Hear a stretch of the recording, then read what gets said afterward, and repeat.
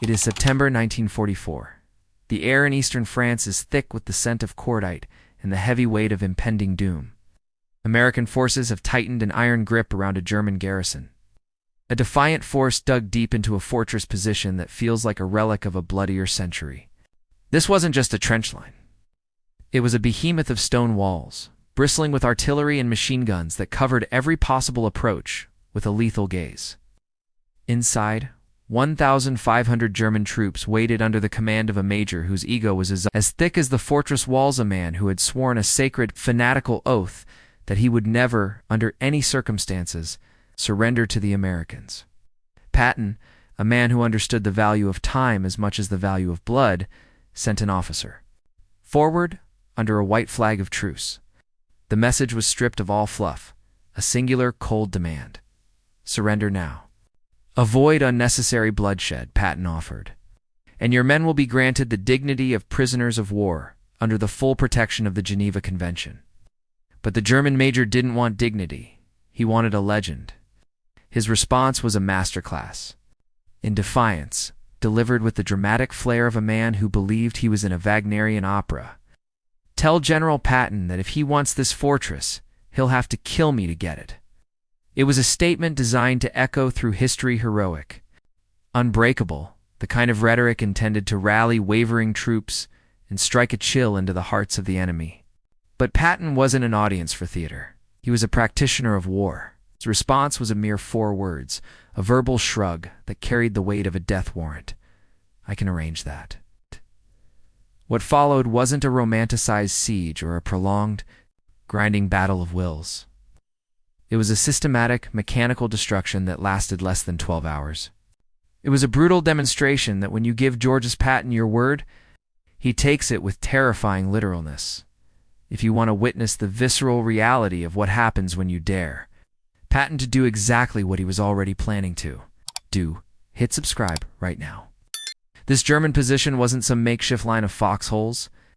It was a true fortress, one of dozens built by the French in previous centuries, standing like stone sentinels across the countryside.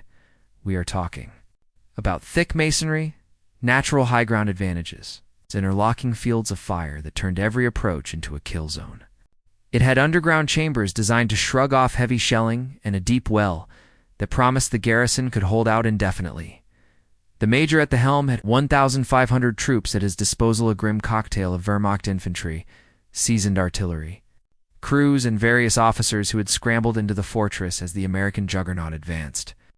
On paper, the position was a nightmare. Frontal assault would be a meat grinder for American boys.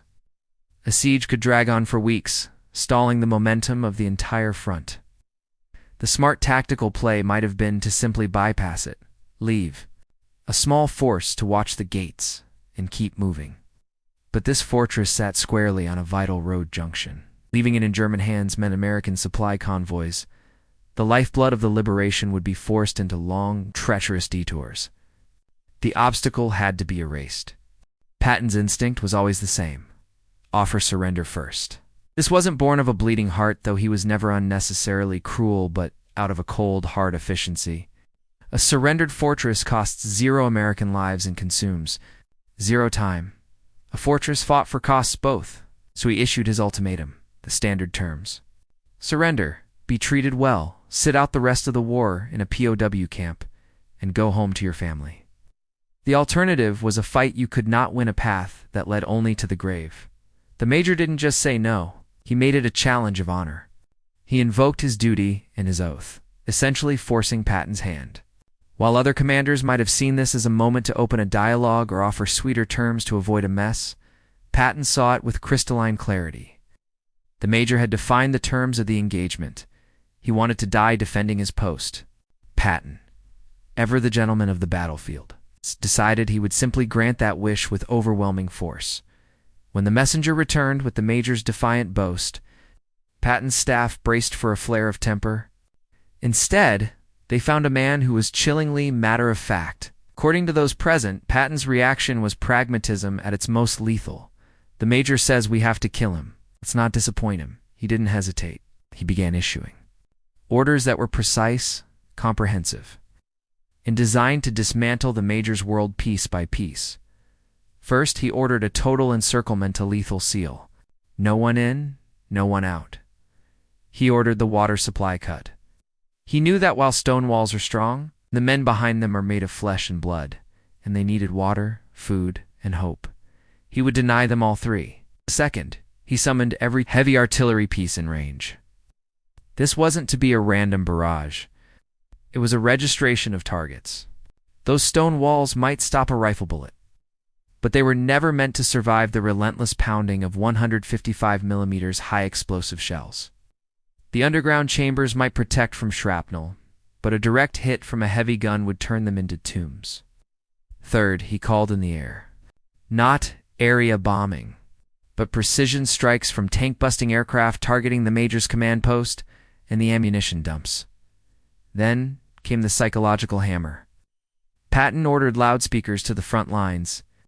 The Germans inside wouldn't just be bombed, they would be told exactly when and how they were going to die. It wasn't a threat, it was a schedule. At this hour, the shells will fall.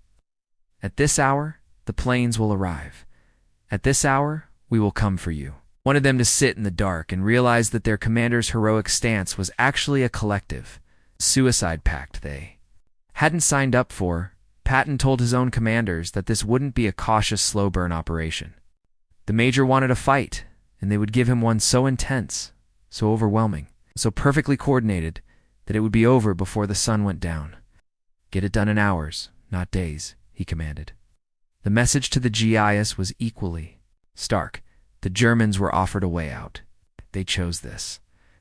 What happens next is on their heads. The assault kicked off at dawn out of tradition.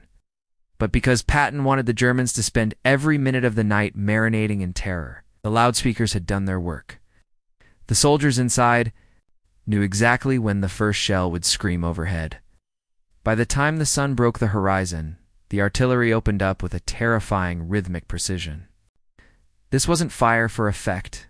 It was a methodical dismantling of masonry.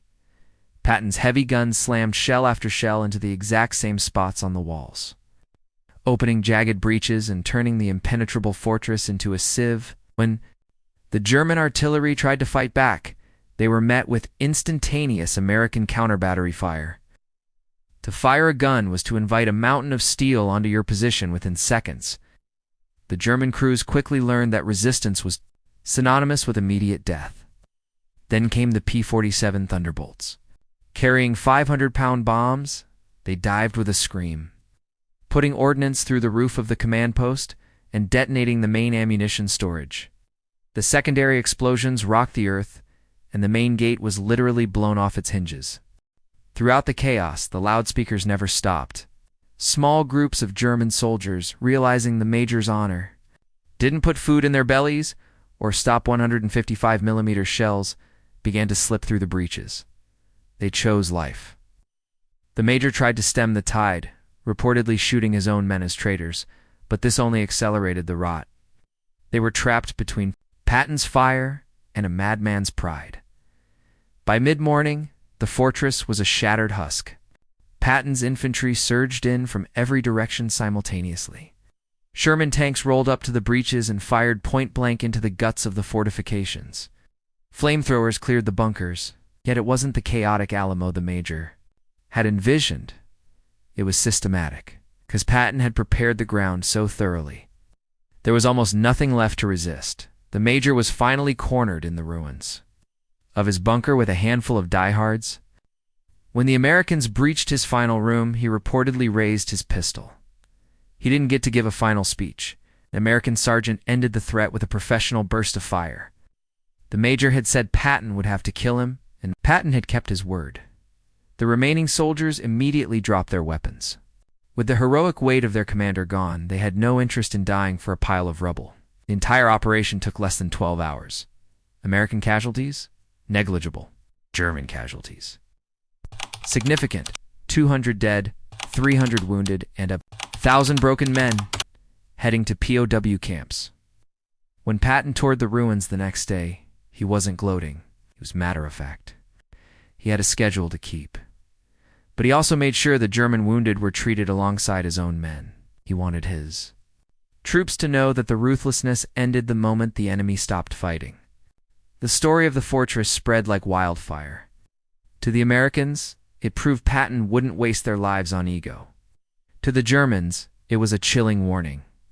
Patton's offers aren't negotiations. They're your last chance. Looking back, the Major's defiance accomplished nothing but the filling of 200 graves. He thought his last stand would inspire Germany. Instead, it became a cautionary tale of how to lose a fortress in half a day. He forgot the brutal arithmetic of war. Heroic stories don't change the outcome when you're facing a man like Patton. There's a leadership lesson here that echoes far beyond the battlefield. When you make a dramatic over my dead body statement, be careful because someone like Patton might just take you literally. The Major asked for death, and Patton, with professional efficiency, provided it. Do you think Patton should have tried harder to talk the Major down, or was the outcome the Major's own responsibility? Drop your thoughts in the comments. And if you want more stories about the high-stakes consequences of leadership and pride, subscribe now. I'll see you in the next one.